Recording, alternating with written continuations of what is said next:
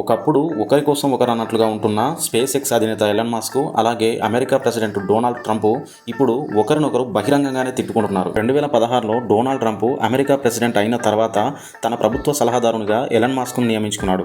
దీంతో అమెరికాలో Elon Musk వ్యాపారం విపరీతంగా పెరిగిపోయింది. అలాగే డొనాల్డ్ ట్రంప్ రెండవసారి ప్రెసిడెంట్ కావడానికి ఎలన్ మస్క్ చాలా డబ్బును ఖర్చు చేశాడు. కానీ పరిస్థితులు ఇప్పుడు పూర్తిగా మారిపోయాయి.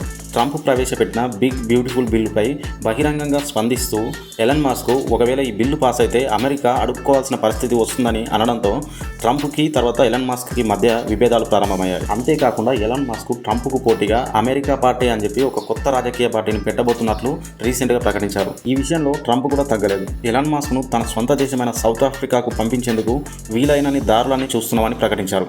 ఇలా ఆయన ఎక్స్లో ఒక పోస్ట్ చేయగానే టెస్లా షేర్లన్నీ విపరీతమైన నష్టాలను చూశాయి. అమెరికా నుండి టెస్లా, స్పేస్ ఎక్స్ లాంటి ఎలన్ మస్క్కు సంబంధించిన కంపెనీలను పంపించడానికి ట్రంప్ సాధ్యమైనంత ప్రయత్నాలు చేస్తున్నాడు. చూడాలి మరి ఈ అపర కుబేరుల గొడవ ఎంత విధ్వంసాన్ని సృష్టిస్తుందో. ఈ వీడియో మీకు నచ్చినట్లయితే లైక్ చేయండి. అలాగే ఇలాంటి మరిన్ని ఇన్ఫర్మేటివ్ వీడియోస్ కోసం మన ఛానల్ని సబ్స్క్రైబ్ చేసుకోండి.